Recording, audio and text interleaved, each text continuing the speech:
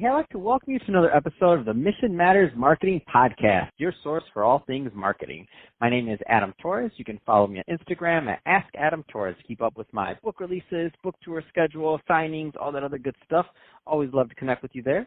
And as always, if you'd like to apply to become a co-author of one of my upcoming books, just head on over to the website, missionmatters.com, and click on Become an Author to apply. All right, so today I have Laurel Mintz on the line, and she's CEO over at Elevate My Brand. Laurel, welcome to the show. Thank you so much for having me. So a lot of business owners, entrepreneurs, executives listening, and elevating their brand, something they want to do. Definitely is something that translates to making more money, gaining more clients, all the above. So let's just start out with what you're doing over at Elevate My Brand. Tell us a little bit more about the company, please. Sure. So Elevate is a full-service marketing agency. We do the whole digital suite, so think web, content, social, advertising, and creative, as well as experiential. So think launch events, trade shows, conferences, national field marketing, really anything that brands need to get in front of their audience so that they can be more visible and more profitable. That's awesome. You've been in the space for a long time, so over a decade. So when we think experiential marketing and some of the terms that you said, those didn't even exist, a decade ago. No. So that being said, as the market evolves, what's interesting from your vantage point going into 2020? Well, I think experiential is still starting to retrend. So originally it was a big moment for brands to have experiential or events, really is what they called it, event marketing. And then they went really far to the left of digital, and because they couldn't really monetize, they couldn't understand the value of the event side. Now what we're seeing is a resurgence of experiential because brands are understanding how to make the events profitable and content-driven so that they can then take offline events and use them in a digital capacity. So that's a huge trend that we're seeing. I would say another big trend, of course, is all the technology integration. So one of the pieces that we do really well is AI software for our social channels. So we actually have tech-enabled listening software for social media that spits out a visual report for brands that tells them everything from the right colors to the right hashtag to a face straight on versus a three-quarter turn. It's pretty incredible how much subjectivity you can take out of the creative process right now. That's absolutely amazing, and I'm a fan of anytime somebody says they're mixing AI or you add a tech to the back of a word, and I want to know more. So I'm a huge fan of where the market's going. So let's take just one step back from the AI, and let's get into the importance of and the reason I say this is because to this day there's still lots of brands, lots of people listening that still don't get why social media is so important and how to engage with their audience. So some people think, that doesn't apply to me. I'm not influencer. I'm not trying to be a thought leader. I'm not trying to do this. I'm this brick and mortar brand, and we have this client list. Talk a little bit more about the importance of social media and what it's meant and the evolution that you've seen. Again, being in this since basically the beginning. I always say social media is a necessary evil. So for those people listening that don't like it, I totally agree. It's a pain in the ass, but it is absolutely necessary. And it's necessary because as marketers, we know that it takes a minimum of 3 to 5 touch points before someone knows, likes, and trusts your brand. So think about that from a nascent brand perspective. You have to create as many touch points as humanly possible, and social is a really easy way to do that. Now, for brands that are more established, it's still important that you continue to capture market share because there's a million brands that are nipping at your heels trying to get those same eyeballs.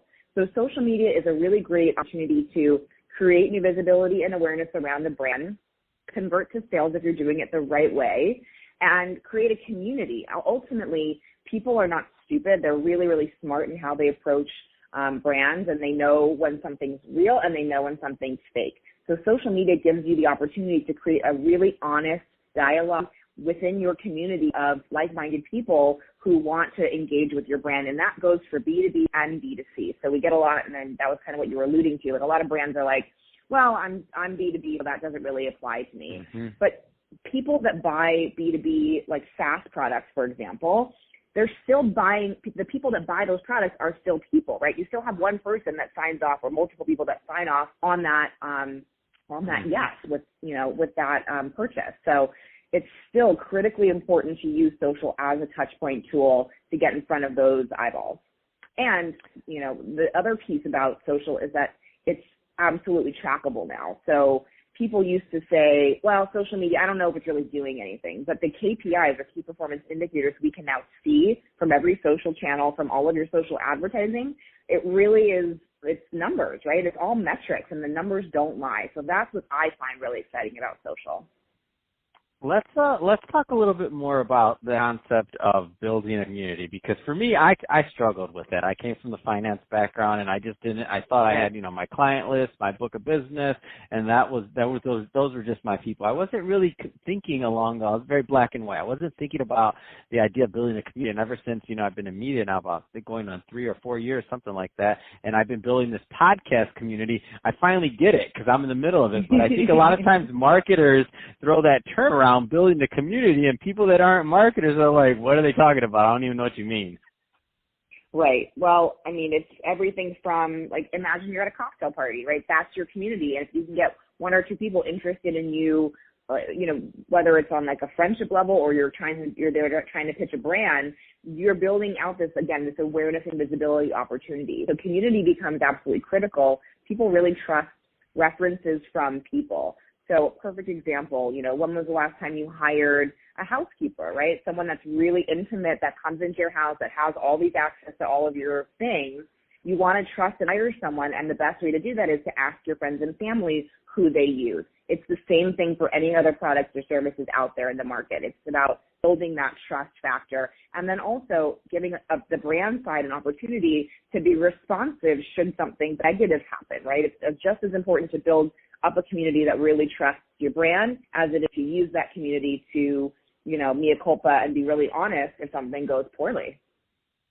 Yeah, and I think the word is kind of taken on this evolution, because community, we used to just think about, the people you lived around. That was how community was looked at one point. Just like you said, kind of how event marketing is now experiential marketing. So I think the closest thing I could say for community would be in the past, maybe our business ecosystem possibly, or something like that. Like the people that knew of us, knew what we did, they were maybe a person or two away from us. But now with connectivity and social media and all the other things that we've kind of talked about today, the idea of the community, it's a thing, and it makes a big difference. And I mean, that's the way we've been able to grow. So the podcast, all the things we do, without our community, there's absolutely no way we would be able to do that, what we've been able to accomplish. And it's because we kind of shift that focus from just production to how do we listen to our community, how do we get feedback from them to know what they want, what kind of changes, and really all of our best ideas have come from the community. And I'm just saying that for listening that maybe aren't quite bought in on this concept yet. All of these ideas, all these things, I would say 90% of our products, 90% of the things we're doing have been just trying to accommodate what our community's asked for. And our job as I don't know what you call it, community managers or whatever you want to say, has been to create the business processes on the back end that make us be able to deliver the product. Totally. That's really it's about a ripple main effect. mission. Yeah, absolutely. It's about a ripple effect, and the bigger your community, the bigger that ripple effect can be. So your example is perfectly on trend with what's happening in the business community as well as in the community, really any community. It's how do you affect as many people and connect with as many people as possible. It's really about connectivity. That's awesome. Let's get into the advertising side of it, because I know you do web, social, creative. Let's talk a little bit more about advertising. What interests you in that space right now?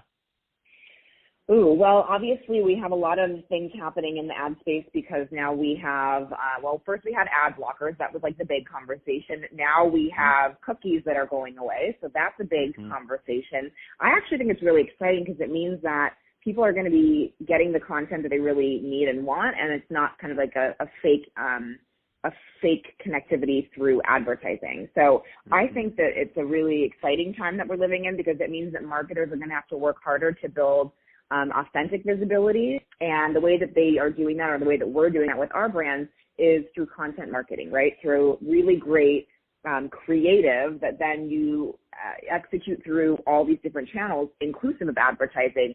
But the advertising piece, that's how you break through the noise, and that's how you get new eyeballs. So I'm really excited about the direction that we're going in because I think it's going to weed out the weak, and the cream's going to rise to the top. Yeah, the whole cookies thing, I mean, half the internet's freaking, the other half are like, this is some big businesses that have been built off of chasing people around the internet, whether they wanted to be chased or not. So, yeah, but think about it. Like, how many times have you gotten, like, retargeted and you're like, I already bought that thing, or I wasn't really interested in looking at it, right? So I think what we've been doing is wasting dollars as marketers advertising for a very long time, and I think now we're seeing people aware of that, and this cookie problem and whatever's coming next is going to solve that. So actually, as a consumer, it's going to be better for us, and as marketers, it's going to be better because we're going to be spending smarter ad dollars. Yeah, I love it. So, Laurel, if somebody's listening to this and they want more information on Elevate My Brand, what's the best way for them to connect?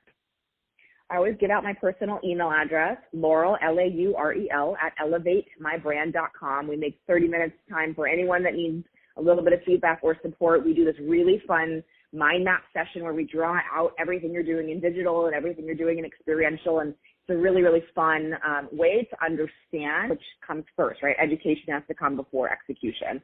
Then I'd also say on our website, elevatemybrand.com, if you go in the upper left-hand corner, there is a link where you can download your free easy 9 steps to DIY marketing. So if you're not ready, then you can DIY yourself or DIY, but yourself is already in there. And then when you are ready, pick up the phone and have a conversation with us. You know, we're really here to support our entrepreneurial community. Oh, that's awesome. Well, and hey, Laura, it's been awesome having you on the show and getting your vantage point and insight. And to the audience, as always, thank you for tuning in. Hope you got a lot of value out of this. If you did, don't forget, subscribe to the podcast.